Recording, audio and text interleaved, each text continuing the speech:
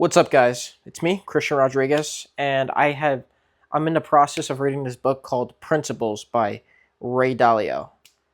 And I highly recommend you read this book if you're an aspiring entrepreneur or you're in business or even in general. I recommend you read it because he doesn't talk everything about business. I think this relates to just about everything in life.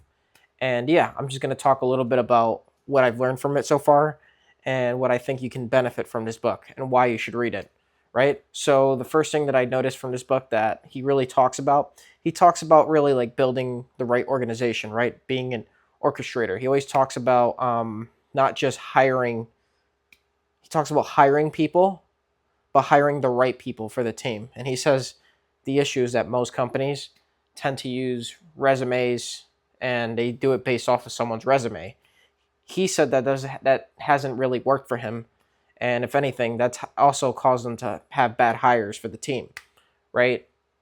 So he talks about having like a process on picking the right people, right?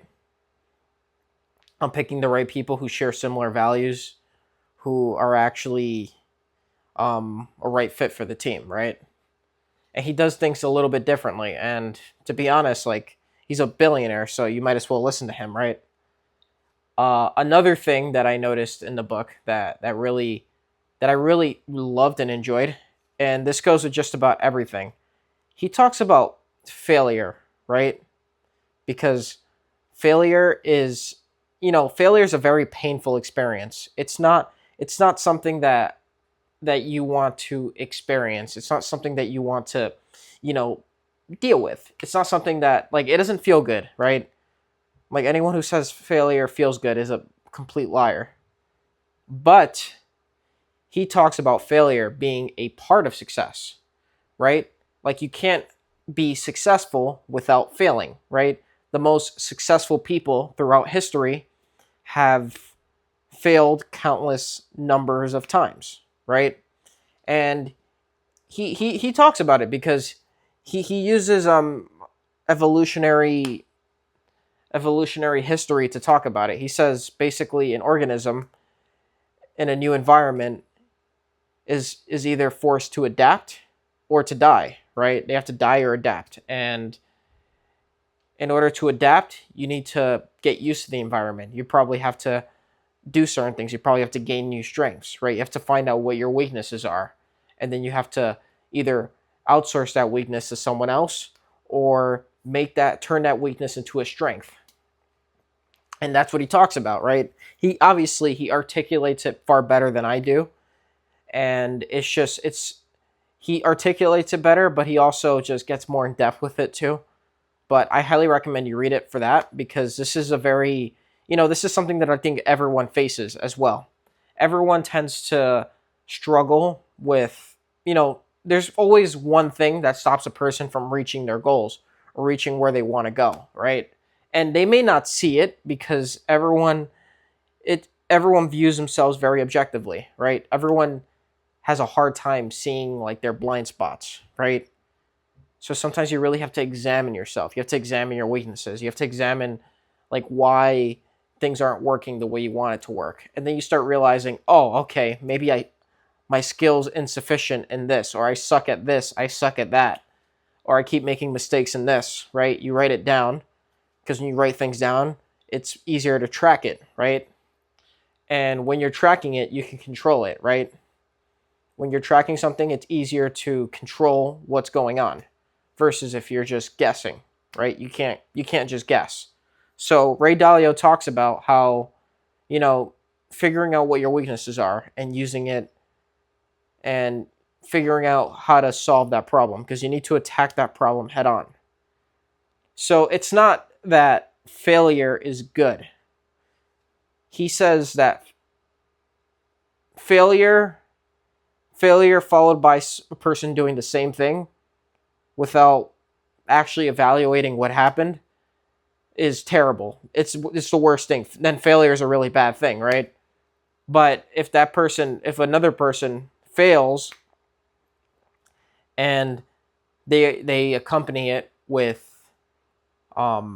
readjusting, figuring out how it didn't work, right? Seeing what tried didn't work, then failure is a great thing because failure may make you a better version of yourself, right? If you hear about like the most successful guys, like for example, I don't know if you read the autobiography of Elon Musk. I read the Ashley Vance one, but I remember Elon Musk talking about when he first started SpaceX. You know how many rockets he tried building that failed, that blew up, that just didn't work? And he was dropping in like hundreds of millions of dollars into these projects. Like there was literally a point that he had 20 million left in the bank, and he literally had to split it between 10 million for SpaceX and another 10 million for Tesla, right? And if the rockets didn't work, if that last rocket didn't work, he basically would have gone bankrupt. And I know 20 million sounds like a lot of money, but it's really not that much money if you realize what he was just doing with the rockets. He was basically gambling his money away to see if this rocket thing could work. And it ended up working, and it ended up making him more rich. But at the same time, I do think the failures that Elon Musk experienced when he was testing out the rockets with SpaceX is what led to his today's success. This is why he's the richest. I think he's the richest man in the world as of right now. I think it's always changes between him and Jeff Bezos, but that's the freaking point behind it, right? Like it's not just a straight line where you're just going to get everything you want and it's going to be super easy. Like you're going to have to go through some trials and tribulations, some setbacks, some failures. Even I have gone through a ton of setbacks and failures, and it sucks. I'll be upfront. It's terrible. It sucks, but you have to see the silver lining behind it, right? Because usually when there's a setback and failure, maybe there's something that you suck at, something you're not skilled at, that you need to get better at, right? It's like when you go to the gym, right? You're not the first time you try to bench 225, right? You're gonna fail. You might fail a few times, right? You're gonna fail a lot, and then eventually you start realizing, oh, I need to track my macros. I need to make sure I'm eating enough protein.